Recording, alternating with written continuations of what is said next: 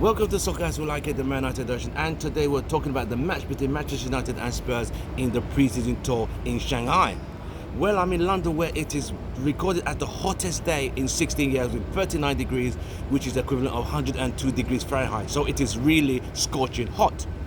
Now, I'm talking sizzling here. The difference between the heat in Texas and the heat in London is the heat in Texas has humidity. The one here has a slight breeze, which I'm able to cope with around here.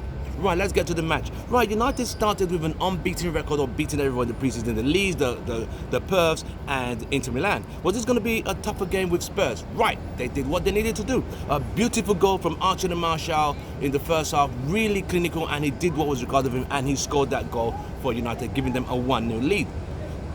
The first half, United had a more solid team, a team that looked a bit more a team that United will always regularly start with, and that was really good. So they showed there was quickness, there was passing, there was Pereira and Pogba played very well in the midfield and linked up well with James and Martial down the wings, and Daniel James was giving them a really hard time. I thought McTominay played very well in the midfield. In reference to the second half changes, United went into the half with a 1-0 lead. In the second half, coming out with Spurs with Son and Luka Moura, I knew things were going to be slightly different for Manchester United's defence.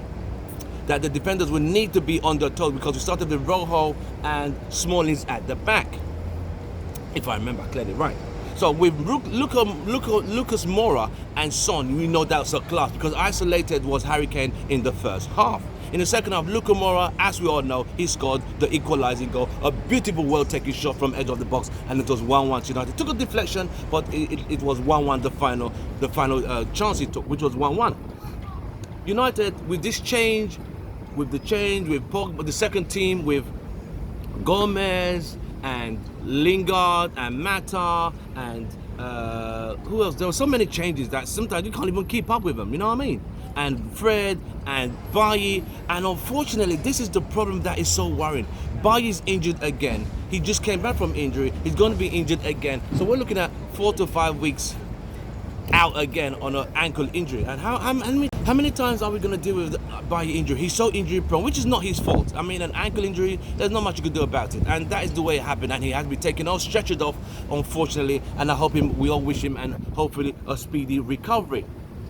Now, with United and Spurs trying to come back, a bit of a one with Mata and Gomez, and a beautiful angle, very tight angle. Everyone thought he was going to pull it back for Marcus Rashford, but he scored from a very good angle for Angel Gomez. I was so pleased for him, and he scored, making it 2-1, and that was the final score. What did you take from this game?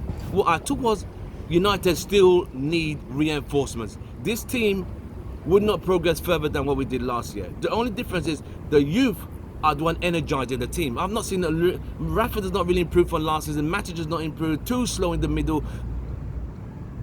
Lingard, not much improvement from last season. Martial, okay. You know, a lot of players who played last season really have to improve for next season. But that is why we're saying we need more signings to really boost our push for the top 4 next season. We're not talking about winning the league title. If you're watching my video, don't forget to hit the like, don't forget to share. What we're seeing now is a lot needs to be done. Are we going to get players? Harry Maguire is still there. Fernandes is still there. Savage is still there. Even the Sean Longstaff deal is still there. So what are United planning to do? This team, even though you integrate youth into it, is still not going to be good enough because the midfield is still not as strong.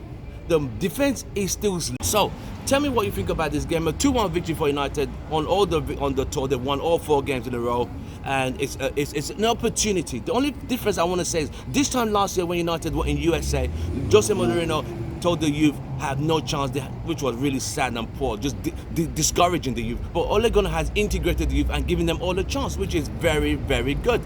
Going forward, we need to sign players. We've only got less than 2 weeks for the transfer window to shut. Can we do it? Can we sign?